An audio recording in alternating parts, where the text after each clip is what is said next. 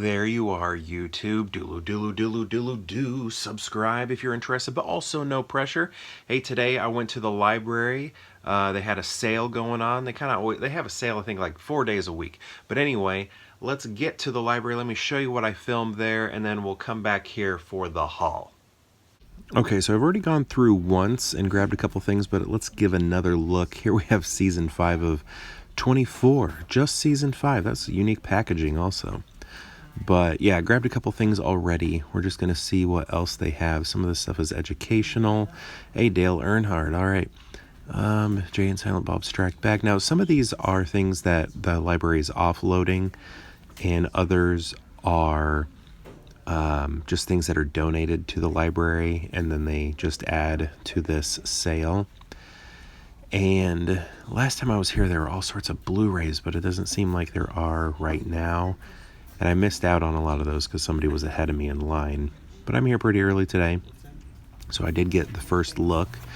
Looks like we got a Criterion, but it's like a bootleg one, so no thank you on that. Never heard of this. All I Wish, don't know it. Oh, Accepted. That's a funny movie. Let's see. What else we got here? See, there's one Blu-ray. Are You Here? And then, see, some of this stuff I either already have it or I'm not very interested in it. You know, I don't know. Maybe someday. Superman the movie, I already have it. Moulin Rouge, already have it. City of Ember, I think I watched that on HBO or Cinemax or something once. Screwed.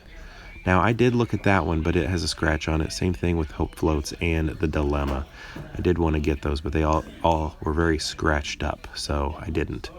Here is Everybody Loves Raymond. Also was Screwed. I mean, come on. We got Norm Macdonald there, the king. Forbidden Kingdom, Jackie Chan. Very cool. Okay. Missed this one in my first pass. I got some good John Wayne films from here during, I think, my very first visit. Anyway, that's what we got. Okay, back here for the haul. Got a few things here. The first one that I grabbed, I thought I might have had. I was worried that I owned it. So what I did was, I have a running list that needs updated. It's a few years old. So the runningness of this list is not very running. But a list of all the movies that I owned. And I didn't see it on there, and I was like, but that doesn't mean I didn't get it, you know, later, within the past, like, 4 years or whatever. And that is, and I said, what about... Go on, you can sing it. Go ahead. Breakfast at Tiffany's. So yeah, I thought I owned this, and thankfully I just checked and I don't. And this is pretty cool. What I liked about this is, I don't know, like DVDs. DVDs are where it's at when it comes to weird casing. So look at this. It has the slip cover, but look, it's like a slip box. See, it's like packaging here. And then you slide out the movie. And then here you got it right there. Look at that. Check it out. So yeah, I only saw this movie once. I saw it when I was in grad school. Had this summer where I was just watching everything that was in like the classics section, and other films too, but in the classics section at a video store we had called Family Video. They're no longer around. And yeah, I watched it. I'm pretty sure I've only watched it the one time. And I didn't realize that it, like, she was literally eating breakfast at the Tiffany's jewelry store in the movie. So when she's doing that, like at the beginning, I was like, wait, that was literal? Like, that was so funny to me. That all of that, I don't know, maybe I thought it was a metaphor, maybe I thought it was breakfast at a person named Tiffany's house. I didn't realize she was literally going to the Tiffany's jewelry, standing outside the window, staring at this, I can't remember now, I think it was a tiara or something. I mean, it might have been this, actually, I can't remember. And she's just eating her breakfast while looking at it. I was just like, really? That's what it is? I said, what did he say? Well, I'm trying to think. I said, what am I? I said, what about? She said, I think I remember that film. As I recall, I think we both kind of liked it. And I said, well, that's one thing we got. That part right there, the is like one of the most 90s sounding guitar stuff happening. Another one is Pete and Pete. If you listen to the opening credits to Pete and Pete, love that show growing up. Saying like that part is also incredibly 90s. Like when I hear that sort of guitar happening, I'm sucked back to the 90s. Like what's his name from Ratatouille, Peter O'Toole or whoever it was. Okay, so there's that. Next we have In Harm's Way. I picked this up, and this is, I was debating on whether or not to get it, but I looked it up, and its reviews weren't that great. Everybody said it was pretty superficial, but what I thought was cool about it is it was the last black and white John Wayne movie. All John Wayne movies after this were in color, so that was cool. It was also nominated for Best Cinematography. And I was like, best black and white cinematography back when the field was divided. And I was like, hey, you know what? Let's take a look at the cinematography, the black and white cinematography of In Harm's Way, a movie that I have never seen before. So, yeah, plus, we got these two icons here, John Wayne, Kirk Douglas, right there.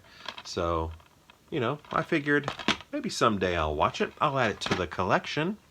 Because one time I was at the library and I picked up a bunch of John Wayne movies. A bunch of them.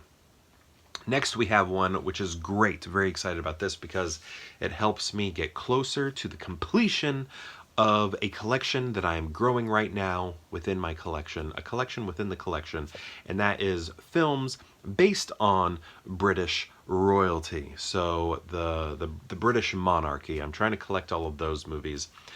Sort of fell in love with the British monarchy films with the movie The Queen. I watched that, and that became one of my favorite movies of all time. And yeah, well, actually, I shouldn't say it started there. Maybe it did start there. Like, I loved the movie Elizabeth when I was a kid. My mom and I used to watch that. That's one of her favorite movies. So it probably officially, or started with that, but then maybe officially started with me liking British royalty movies beyond just Elizabeth with the Queen, because I watched Elizabeth and I liked it. I loved that.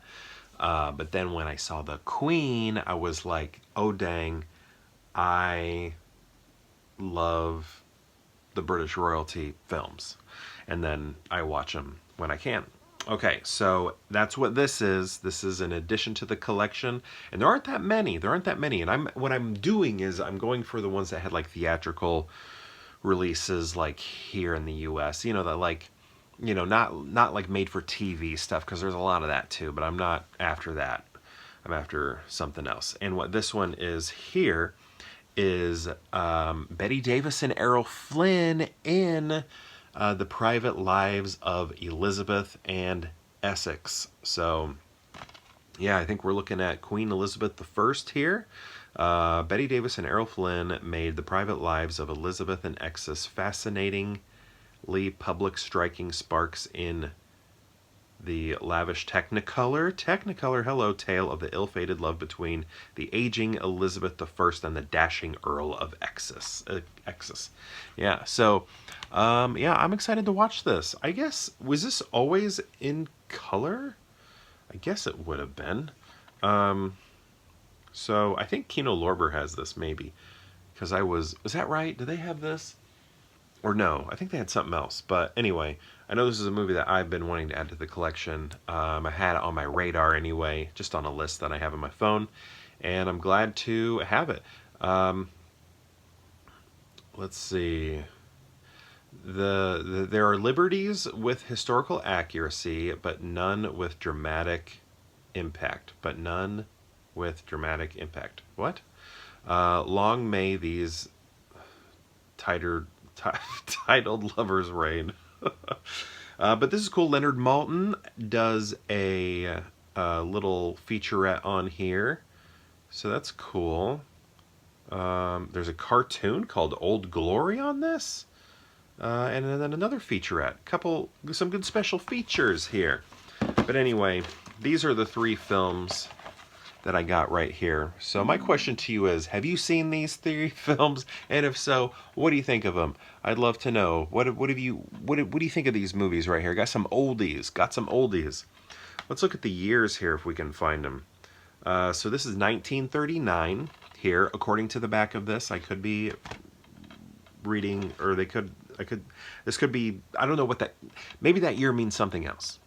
Then we have 1965.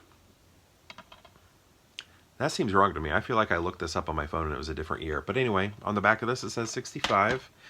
And then when did Breakfast at Tiffany's come out? Anybody know? Looks like 1961. All right. So, there we are. That's the library haul. And yeah, thank you so much for watching. Let me know about these films if you know anything about them. I'd love to know. And perhaps we'll see you tomorrow for more Pure Hangout.